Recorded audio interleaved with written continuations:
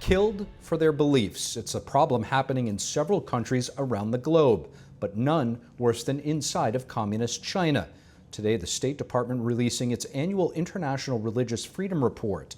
NTD's Washington correspondent Jack Bradley joins us with details from the State Department.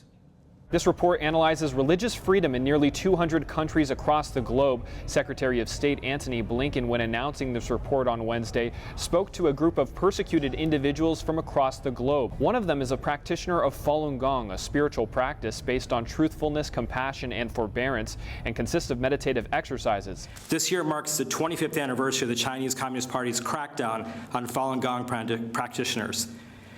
Joining us today is Hua Sheng, a courageous leader who has served several prison sentences, at times enduring torture for her beliefs, and who eagerly seeks to be reunited with her husband, who is still imprisoned in China. I was arrested. They sentenced me to the jail for 4 years and sentenced me to the labor camp for 3 years and 6 months. They forced me to give up.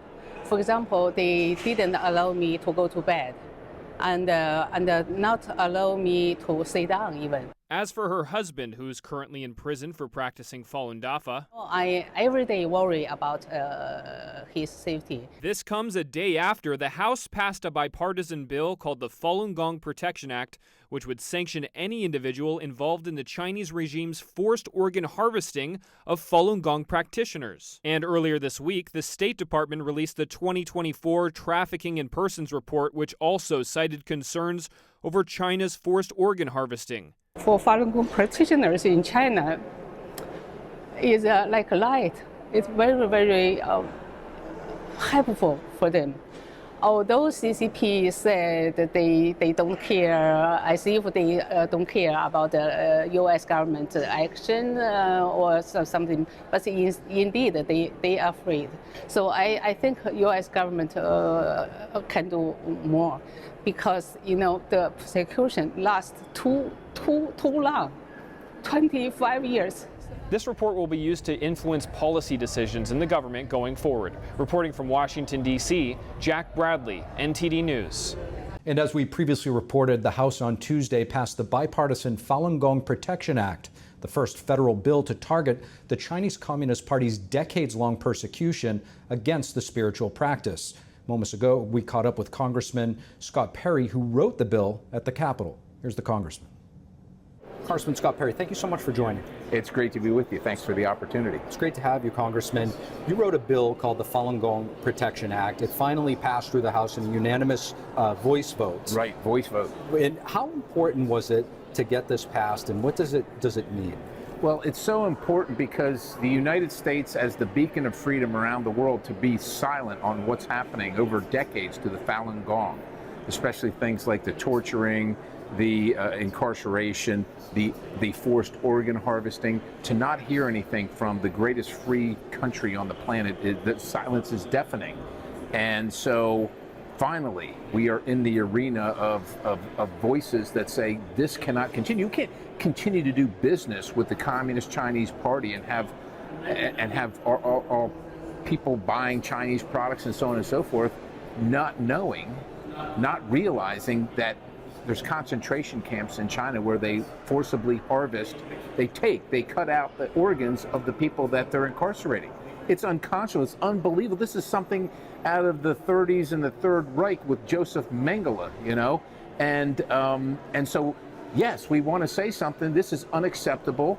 You must stop it. You must be held accountable for these atrocities. In a time where Capitol Hill can be so hyper-partisan, how special was it for you that there were no nays and everybody came together on this? Well, I think that all of America, for sure, and much of the world is looking for something that we can all agree on. And so it is wonderful that every single voice said, yes, organ harvesting and the persecution of the Falun Gong, Falun Dafa must end. Every single person in Congress said yes to that. Your bill also highlighted a situation with the United Nations where Doctors Against Forced Organ Harvesting, who's done a ton of research in investigating this organ harvesting, they gathered 3 million signatures, and yet the UN, the High Commissioner on Human Rights, has done nothing. Yeah. Why do you think that is? Well, because China has influence in the UN. They don't want any of this to be known. Steve, understand this. In China, there's no waiting list for an organ transplant if you need one. Now, what does that mean? Most people don't even think about that. But what that means practically is there's a ready supply of organs of any kind, of any type, what have you, because they're taking them from living people. I mean, it's the most horrific thing you can imagine. And for the UN to be silent, and for the UN to accept it, and for the UN to not crack down on China, it cannot continue. And so we want to recognize that as well. We want to acknowledge that, and we want to put pressure on the UN to do the right thing. The United Nations, not just the nation of China telling everybody what to do and what to say and what to think and what not to see. We're United Nations saying that this is unacceptable, and it's outrageous. Talk to us about what message the sanctions that you put in that bill send to Beijing. I think the message is, and it should be, that anybody that's involved in that supply chain, and think about what that supply chain looks like, Steve. So China might send people to the United States of America to practice and to learn organ transplant surgery. But if it involves at any time forced organ harvesting, you could be penalized financially greatly. And so it's hopefully will put a chilling on effect of anybody in the supply chain anywhere, because those organs are harvested in China, but they're not necessarily only sent to China. They might be sent all around the globe. If we find out that you're in the supply chain and you're involved in that, you're in trouble. This is the first time a bill of this sort to protect Falun Gong and to actually have sanctions and meaningful action has ever been passed in the House of Representatives. This comes about 3 weeks before the 25th anniversary of that persecution, July 20, 1999. What is your message to the practitioners who've endured persecution and are still facing life and death in China as we speak? That the world is awakening to these atrocities. Hang on, hope should be alive, hope needs to be alive. It's not happening fast enough, but it is happening over time. We are recognizing what China has done, not just us. Now the United States House of Representatives, hopefully soon the Senate, a presidential signature, and the world, and these atrocities can end, and these Chinese people that are just hoping to practice their religion, which is non-confrontational, they can do that freely, which is what all people all around the world want to do, is to follow their own personal beliefs. Congressman Scott Perry, thank you. Thank you. And the China threat in the spotlight today on Capitol Hill, 2 House committees diving into the CCP's ongoing efforts to subvert America economically and politically, with the ultimate goal of changing our way of life. NTD's Melina Wisecup has the details.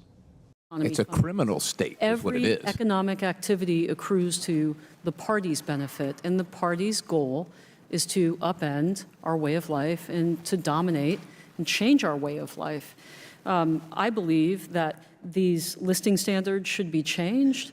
In a nutshell, this is what U.S. lawmakers are working to expose to the American people. Congress on Wednesday held 2 separate hearings to probe the Chinese Communist Party's global subversion, and witnesses say that the threats that China poses run deep in the business sector and beyond. You can attack the United States diplomatically through science and culture and education, science and technology, data, space, trade, and it's all interconnected.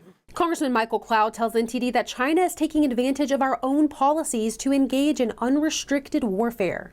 You can think about the border, for example, just as one, how not only are they working to get fentanyl through, they're working to get a number of potentially their military into our country through the border apparatus they've set up. As for militarily, China now dominates the shipbuilding industry, and its Navy has doubled in size, now far surpassing the U.S. Navy. The gap between our number of ships and theirs is widening dramatically. Congresswoman Ashley Hinson tells NTD that China's so-called green energy initiatives are counterproductive. But at the same time, America needs to close policy loopholes to allow manufacturers at home to thrive. They are not truly embracing green technology if they're manufacturing all these things using dirty coal and dirty oil and slave labor, right? How China continually goes around all of the mechanisms we put in place to protect American manufacturing. And so that's where I think we need to do some more work. The China issue is a bipartisan one. One witness stressing the importance of maintaining a united front in opposing the CCP because it aims to divide and conquer. But it's essential to remember what China is trying to accomplish, the ends as well as the means, which are to amplify our divisions and to create political paralysis so that we squander our strengths so that our government cannot act to meet our challenges. The lawmakers acknowledge the work done under both the Trump and Biden administrations with trade tariffs and otherwise, but they warn that the efforts still fall short and more work does need to be done in order to counter the CCP's efforts to subvert American values. Reporting from Washington, D.C., Melina Weisskopf, NTD News. Thank you for watching the Capitol Report. If you want to see our full broadcast, check us out at epochtv.com.